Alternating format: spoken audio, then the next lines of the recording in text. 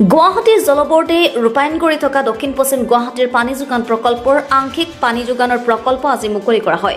জালুকবাৰীস্থিত সদিলাপুৰত থকা প্ৰকল্পটোৰ পানী পৰিশোধন কেন্দ্ৰত আজি অনুষ্ঠিত হোৱা এক অনুষ্ঠানত কেবিনেট মন্ত্ৰী জয়ন্ত মল্ল বৰুৱাই এই প্ৰকল্পৰ আংশিক পানী যোগানৰ মুকলি কৰে।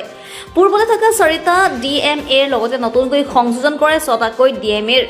এতিয়াৰ পৰা দক্ষিণ পশ্চিম জালুকবাৰী ৰাইজে সৰ্বমুঠ 10টাকৈ DMAৰে লাভ কৰিব পানী। অনুষ্ঠানত উপস্থিত থাকে গুৱাহাটী পৌৰ নিগমৰ মেয়ৰ মৃগেন শৰণীয়া, জেল বোৰ্ডৰ সচিব নয়নজ্যোতি ভাগৱতী, GMDAৰ অধ্যক্ষ নাৰায়ণ ডেকাৰ লগতে বহুকেইগৰাকী বিশিষ্ট ব্যক্তি। 324 কোটি ব্যয় সাপেক্ষে প্ৰকল্প ৰূপায়ণ কৰা হৈছে। বৰ্তমান 3000তকৈ অধিক পৰিয়ালে এই প্ৰকল্পৰ দ্বাৰা লাভ কৰিব পানী। অহা মাহত 2500 পৰিয়াললৈ আগবঢ়োৱা হ'ব এই সেৱা। অহা মে মাহলৈকে উক্ত অঞ্চলৰ সকলোৱে পানী লাভ কৰিব। স্থবিৰ হৈ থকা প্ৰকল্প এটা জীয়াই উঠিছে একমাত্ৰ মুখ্যমন্ত্ৰী ডক্টৰ হিমন্ত বিশ্ব শৰ্মাৰ নেতৃত্বত। ৰেচন কাৰ্ড থকা লোকক এপ্লাই ফিজ ফ্ৰী কৰি দিয়াৰো আশ্বাস দিলে মন্ত্ৰী জয়ন্ত মল্ল বৰুৱাই। বিশ্বজিৎ বৰ্মনৰ ৰিপৰ্ট, অৰুণোদয় অসম। এই 2030 চনৰ ভিতৰত যেতিয়া সাউথ ইষ্ট গুৱাহাটীৰ কাম কমপ্লিট হ'ব, তেতিয়া মোটামুটিকৈ সকলো অঞ্চলতে জল বৰ্ডৰ পানী যাব আৰু তাৰ পৰা মাত্ৰ এক্সটেনশ্যন লাইন বা ডিস্ট্ৰিবিউশন লাইন নেটৱৰ্কবিলাক বঢ়াই লৈ যায় দেখিবলৈ ইমানেই কাম। গতিকে মই ভাবোঁ যে গুৱাহাটীবাসীয়ে আমাৰ মাননীয় মুখ্যমন্ত্ৰী হিমন্ত বিশ্ব শৰ্মা ডাঙৰীয়াৰ নেতৃত্বত যি ধৰণে 2000 দক্ষিণ পশ্চিম গুৱাহাটী পানী যোগান প্ৰকল্পৰ 6টা DMAৰ নতুনকৈ শুভাৰম্ভণি কৰা হ'ল।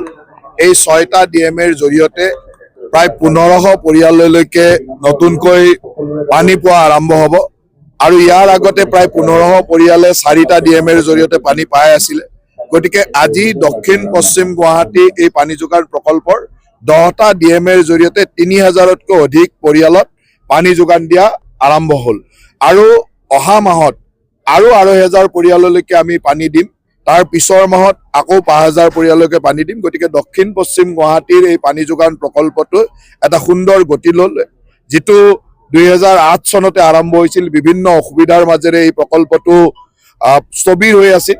2023 চনৰ পৰা আমাৰ মুখ্যমন্ত্ৰী ডাঙৰীয়াৰ নেতৃত্বত সুন্দৰভাৱে ইয়াক এটা গতিশীল পৰ্যায়লৈ আনি আজি আমি এটা 6টা DMA আৰু সংযোজন কৰিবলৈ সক্ষম হ'লো আৰু অহা মে মাহৰ ভিতৰত ইয়াৰ গোটেইকেইটা অঞ্চল সামৰি আমি পানী যোগান দিবলৈ সক্ষম হ'ম।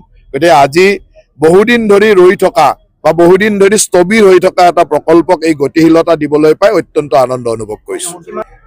এতিয়া গুৱাহাটীত এই যিটো প্ৰকল্প দক্ষিণ পশ্চিম গুৱাহাটী, ইয়াত এতিয়া 3000তকৈ অধিক পৰিয়ালে পানী পাই আছে, আজিৰ পৰা পাই থাকিব আৰু অহা মাহত আকৌ 2500, তাৰ পিছৰ মাহত আৰু 5000, মোটামুটিকৈ 11-12 মানুহে অহা 2 মাহৰ ভিতৰত পাব। আৰু গুৱাহাটীবাসীয়ে গোটেই গুৱাহাটীত এতিয়া প্ৰায় আমি 70000 পৰিয়াললৈকে পানী দি আছো আৰু অহা 3 মাহৰ ভিতৰত আমি গুৱাহাটীত ইয়াৰ সংখ্যা প্ৰায় 50000 সংযোজন কৰিম। গতিকে 1,25,30,000 পৰিয়াললৈকে গুৱাহাটীত অহা 2-3 মাহৰ ভিতৰত পানী পোৱা আৰম্ভ হ'ব।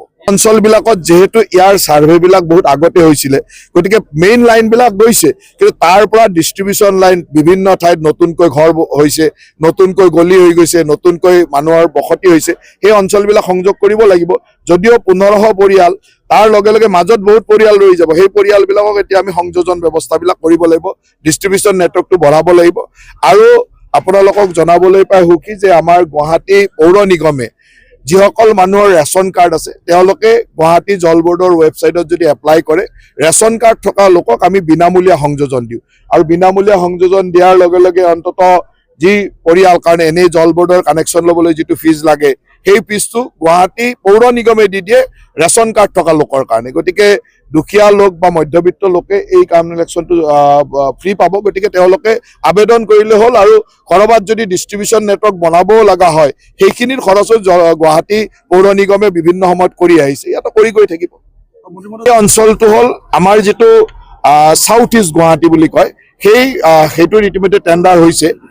সেই টেণ্ডাৰটো আমি এই মাহ বা অহা মাহৰ ভিতৰত আমি কমপ্লিট কৰি দিম, কাম আমি এলট কৰিম। গতিকে ইয়াৰ লক্ষ্যটো হ'ল 2030 চনৰ ভিতৰত সেই বৃহত্তৰ অঞ্চলটো, তাতো প্ৰায় 70000 পৰিয়াল হ'ব। সেইখিনি কমপ্লিট হ'লে গোটেই গুৱাহাটী পৌৰ নিগমৰ গোটেই অঞ্চলটো কমপ্লিট হ'ব। এতিয়া গুৱাহাটী পৌৰ নিগমৰ এই সাউথ ইষ্ট গুৱাহাটী যিটো প্ৰজেক্ট আছে, সেইটোক বাদ দি বাকী 2টা প্ৰজেক্ট কমপ্লিট হ'ল।